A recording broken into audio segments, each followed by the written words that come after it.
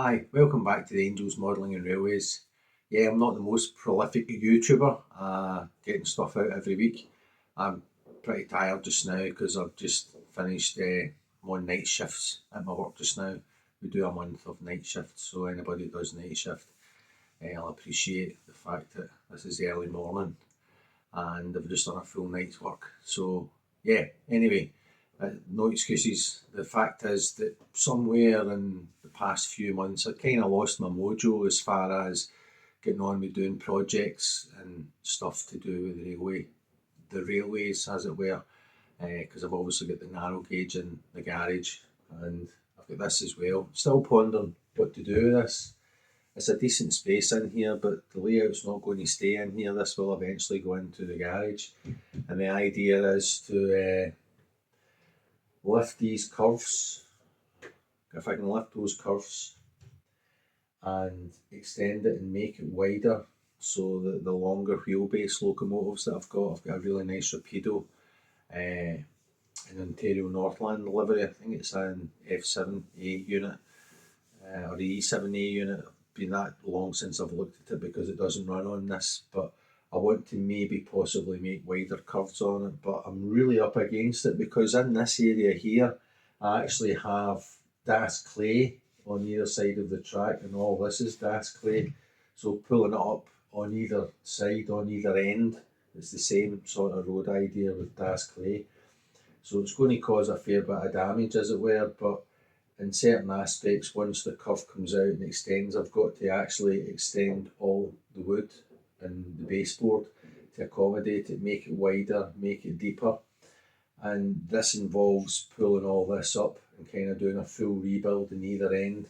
And I've still got other stuff that I want to build, so I'm pondering the amount of time and effort I'm going to have to put into this in order to make it a wider curve. It's going to be a good bit of time, but don't think that I'm not going to do it, because I will at some point do it, and I will show it on the channel, the full bit of pulling all that up and doing it, because it's not the fact that pulling it up and replacing it, it's the fact that I've got to kind of build more baseboard around this in order to accommodate it. That's the headache, because obviously I've got this curve here, so I'd need to cut a template and put something in there in order to extend it and give me a wider curve. So yeah, it's just actually getting down to doing it, getting on the tools as it were. But in this latest update, cut to the chase, what I've done is to get back into the mojo was that having got those gifts at Christmas, the grain wagons and stuff, and they're all shiny new, I thought I want to actually get these weathered. And it's a great way of getting into the hobby again, is picking something that you know that you can focus on. And that's what I've done basically. Got into the grain wagons, and I'll show you in this video what I've done as far as like taking the shiny blue wagon and making it aged and weathered. So I kind of share my progress with that. I've got some photos and some little bits of video and all that. I'm not one for showing you how weathering's done as an educational video. It's just purely showing you what I've got as far as the materials go and what I kind of use as far as taking a shiny wagon and making it look aged and weathered, especially if it's running about Scotland in the winter. These things would look quite rough, I'd imagine. So I've got a batch that I'll share in this video of the bulk grain wagons and the other stuff. I've got the VDA box fan and something else. So I've got a few things that I've applied weather to. Some stuff that was already weathered as a product, buying it when they show up, they kind of come weathered. Like the next series of stuff I'm going to do is BR 20 ton CAO brake van and BR bauxite, comes weathered.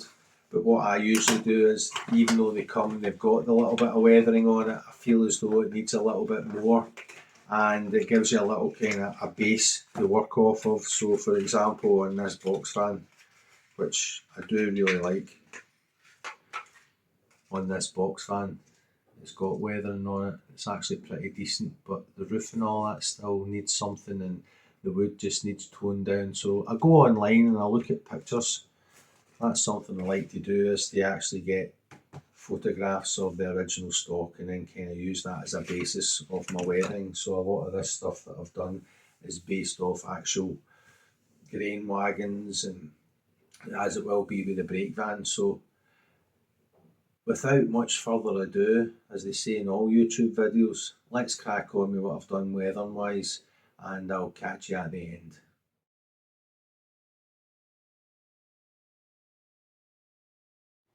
So here's the shiny new wagon that I received at Christmas. So basically my weathering technique for these shiny wagons is to use some rail match frame dirt on the base of the frame, a little bit of flint grey, then it's all reduced quite a bit with some thinners. That's very thin paint done at a high air pressure, and that helps kind of basically take the shiny plastic away. I do the same with the blue grain wagon. This one gets a little extra treatment where I actually use some oil brushes on it. So after I do the initial 2 sprays on it, I then introduce some rust or dark brown. You can see the added effects here on the side of it that help kind of start breaking up the tone of the blue, and then I'll go in with some white or light grey oil brush and use a very soft brush to kind of wash all that in, some light browns.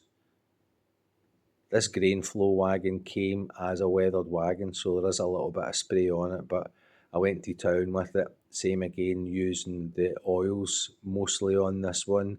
And with the signboard side grain wagons, they got a mix of the spray and the oil brushes on it, which help kind of age it. These ones are a lot older wagons with the name boards on it, so I'm just making them look far more aged, and I think they look quite good even though they don't fit the gauge on the Angel Share narrow gauge. It's just nice to see the whisky distilling in the background. So yeah, grain wagons weathered.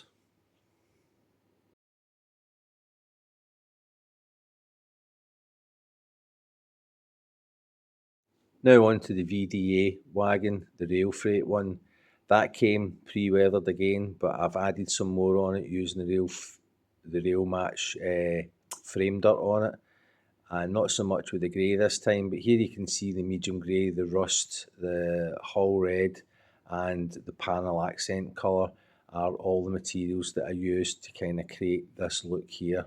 A little bit of light rust is used, a little bit of orange rust as well. 2 different sides, so the other side's slightly different, but looking very much aged, quite like this one. For the tankers, they came, as you can see, with a little bit of brown frame dirt all the way around, and obviously the black oil staining on it. But I wanted to go one further, so I've added some more brown, started adding some streaking down the side of the tank, a little bit more frame dirt on it, and then I used the actual accent wash, the panel wash, to create the lighter bit of fresh oil staining down the side of it, and introduce some rust and brown streaking on the side of the wagon to make it look very much aged and used. Thoroughly enjoying doing the weathering process on these, and I think they're starting to come together and look the part.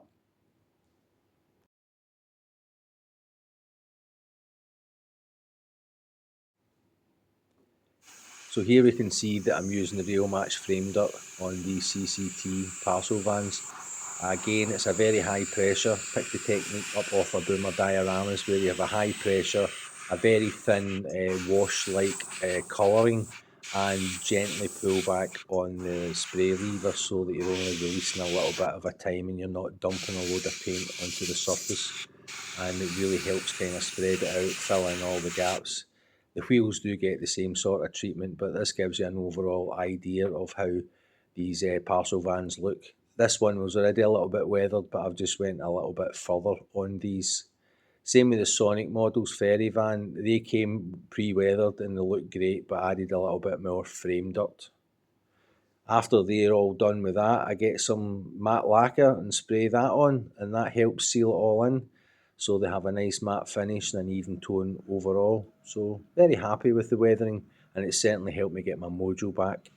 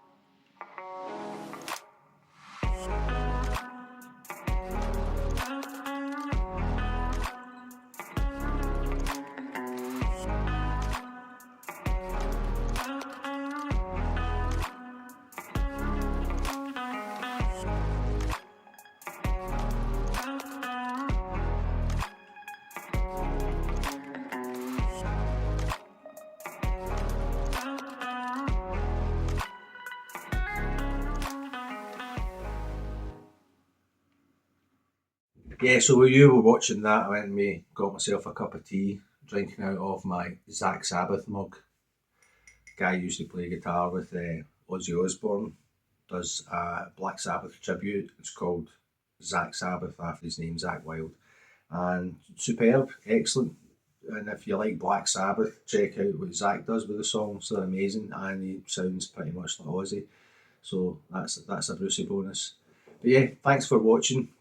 Much appreciated, and sticking with the channel. Obviously, you've seen what I've done as far as weathering goes, and getting back into it after being away for months. You kind of tentatively start up going, do I remember this? Do I know how to do this? What did I do last time? You look at stuff you've weathered before and you think, I don't actually remember the full process I've done, but with the beauty of YouTube, you can go back and look through certain videos and I can pick up and go, oh, that's right, I've done this first and then that next. So that's the beauty of using enamels, real match enamels, and the oil brushers. They offer a great effect.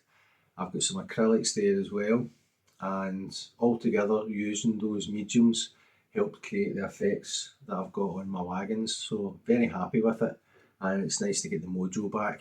And I've obviously got more to do, so I've got 3 OTA wagons. That's the log carriers that were predominant in Scotland, and I've got this parcels van and the brake van, which is already weathered. So you can see that there is some form of weathering on that brake van, but the roof, etc., needs something on it. So like I've done with all the wagons that I've already weathered in this video, I go online and look at pictures, and that's what I basically kind of emulate as real world.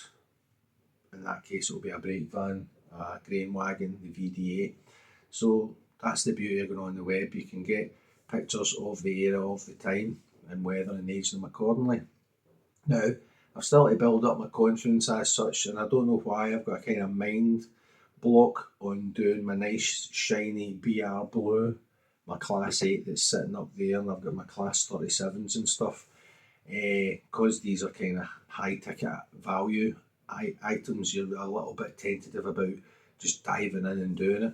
And I watched so many people actually do it, like Big Craig down at Iron Horse Railways, and you've got your man over at the Britain's largest railway, apparently not, Simon, the way the O-scale guy does the O-scale layout.